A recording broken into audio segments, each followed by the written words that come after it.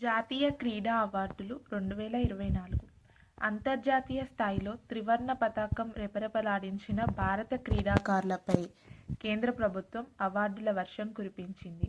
Paris ఒలింపిక్స్తో సహా ప్రపంచ వేదికలపై సత్తా చాటిన ప్రతిభావంతులకు పురస్కారాలను ప్రకటించింది.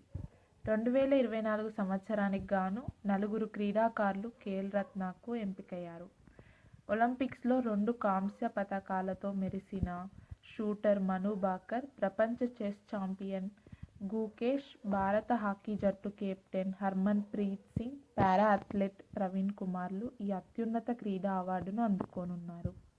32 మందితో కూడిన అర్జున అవార్డులలో తెలుగు రాష్ట్రాల నుంచి దీప్తి జ్యోతికి పురస్కారాలు లభించాయి.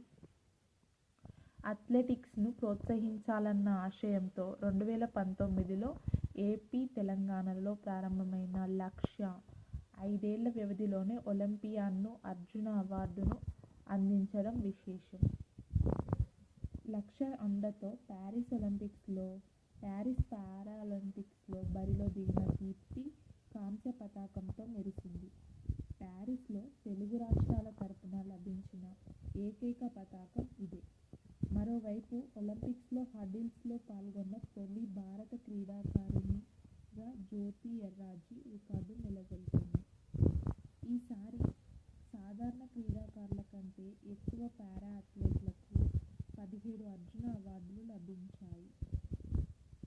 ప్యారిస్ ఒలింపిక్స్లో 9 రజతాలు సహా 29 పతకాలు రావడమే ఇందుకు కారణం.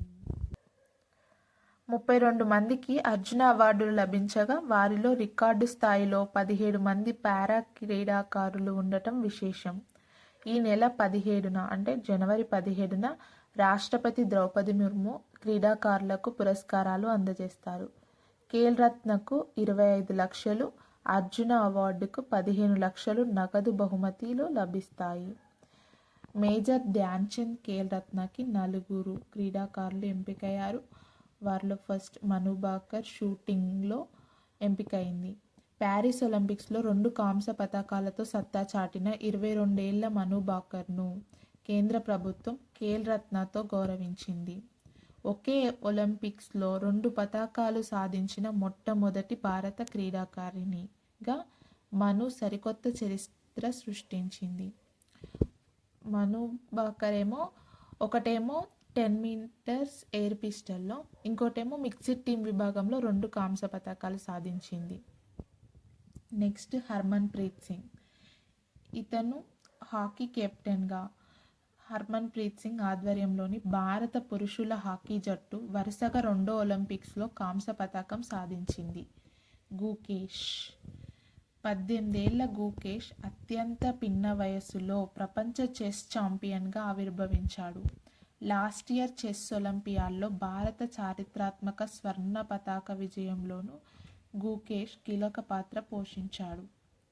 Praveen Kumar para athletic. ఇతను ప్యారిస్ పారాలింపిక్స్లో హయ్యర్ జంపర్ ప్రవీణ్ T64 విభాగంలో స్వర్ణ పతాకంతో మెరిశాడు. తెలుగు రాష్ట్రాల నుంచి అర్జున అవార్డు లభించిన జీవాంజీ దీప్తి 2024 ప్యారిస్ పారా ఒలింపిక్స్లో కాంస్యం, 2024 ప్రపంచ పారా అథ్లెటిక్ ఛాంపియన్షిప్లో స్వర్ణం. ఇది ప్రపంచ రికార్డు. 2023 పారా ఆసియా క్రీడల్లో స్వర్ణం గెలిచింది. ఇది ఆసియాలోనే రికార్డు సృష్టించింది. 2022 ఓసియానాలో క్రీడల్లో 2 స్వర్ణాలు నెగ్గింది. నెక్స్ట్ ఎర్రాజీ జ్యోతి. ఒలింపిక్స్ ప్యారిస్ 2024లో హర్డిల్స్కు అర్హత సాధించిన తొలి భారత క్రీడాకారిణి. మహిళల 100 మీటర్ల హర్డిల్స్లో 12.78 సెకన్లలో నేషనల్ రికార్డు కొట్టింది.